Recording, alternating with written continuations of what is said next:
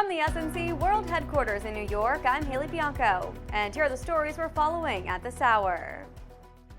New Mexico authorities are grappling with a growing number of migrants dying in the state's border region, with the remains of more than 100 people found in the first 8 months of the year in the state. That's more than 10 times the number of probable migrant deaths reported 5 years ago. Florida power companies have restored electricity to the vast majority of homes and businesses after the most recent hurricane.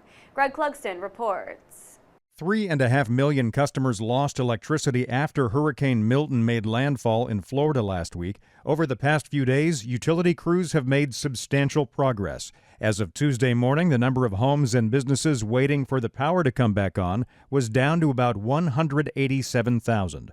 Areas that remain flooded will be the last to get power. Meanwhile, lines are mostly gone at gas stations after fuel deliveries were suspended during the storm. Greg Clugston reporting. U.S. Agriculture Department officials have launched an internal investigation into how the agency handled reports of serious problems tied to a deadly listeria outbreak at a Boar's Head deli meat plant in Virginia.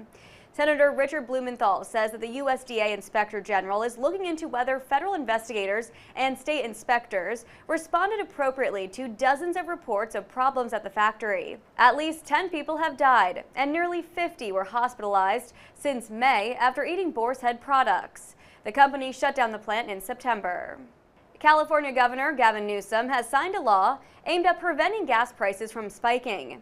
It marks the Democrats' latest move in a battle with the oil industry over energy prices and the impacts of climate change.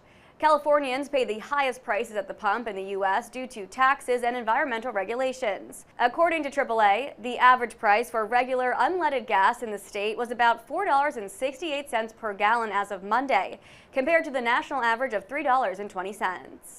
Walgreens announced today that it will close 1,200 stores over the next 3 years.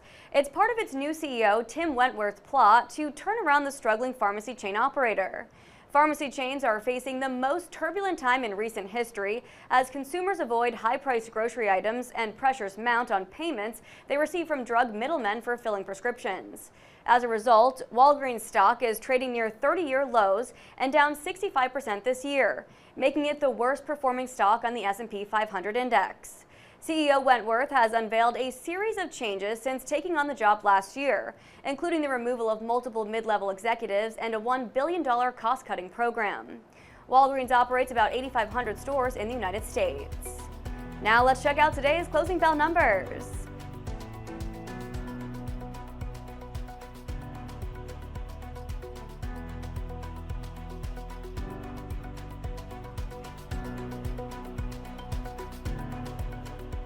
Democratic vice presidential nominee Tim Walz is turning his focus to rural voters.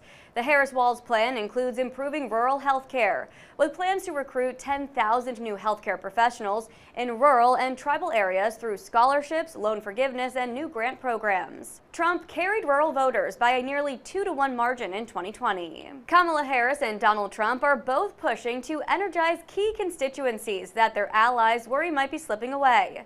The vice president is looking to reach black men, while the former president is focusing on women. NASA has launched a spacecraft to Jupiter's frozen moon Europa to look at whether the distant world has conditions suitable to support life. As Kate Fisher reports, the $5.2 billion mission is more than a decade in the making. The goal is to see whether Jupiter's moon has the potential for life to thrive.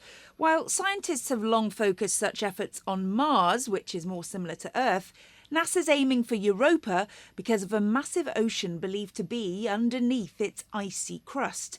Instruments on the spacecraft will search for organic compounds and other clues beneath the ice. If it can withstand Jupiter's harsh radiation environment and complete its mission, the world may be one step closer to discovering whether there's life beyond Earth. The largest retail trade group in the U.S. says it expects consumers to spend more during the upcoming holiday season. The National Retail Federation says its 2024 forecast indicates shoppers will spend up to $989 billion on purchases in November and December. Google has announced it will fund the construction of 7 small nuclear reactors as the company looks for more electricity to power its artificial intelligence plans. Ira Spitzer has more. Google announced the agreement with the nuclear energy startup Kairos Power, with the Silicon Valley giant targeting 500 megawatts of nuclear power by the middle of the next decade, enough to power a small city or one AI data center campus. Unlike most current nuclear in the U.S., these reactors will be small and modular, meaning they can be built faster. While not a renewable energy source, nuclear is carbon-free and can help companies like Google meet their carbon reduction goals.